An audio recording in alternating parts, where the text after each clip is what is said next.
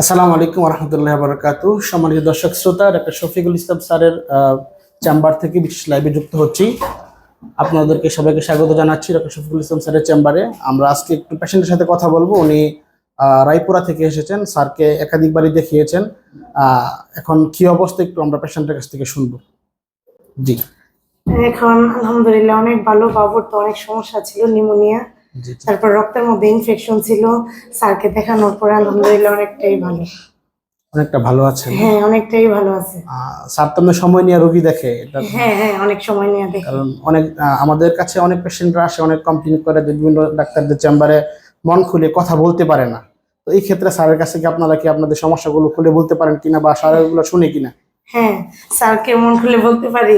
মানে অনেক কিছু বলার সময় মনে না থাকলে আবার দ্বিতীয়বার আইসা রিপিট করতেও পারি। আপনি আপনার সাথে, আমি যতটুকু জানি এর আগে একাধিক পেশেন্ট আপনি নিয়ে আসছেন, হ্যাঁ হ্যাঁ আপনার পরিচিত যারা স্যারকে দেখিয়েছেন, হ্যাঁ। ওরা এখন কেমন আছে?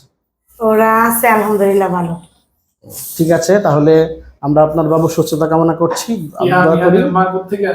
আপনাদের বাসা কোথায় একটু বাচ্চা বলুন। আমাদের বাসা রায়পুরা, রায়পুরা চৌষবদ্দি থেকে। ঠিক আছে, ভালো থাকবেন। আমরা দোয়া করি ইহান যেন ভালো থাকে, স্যারের জন্য দোয়া করবেন।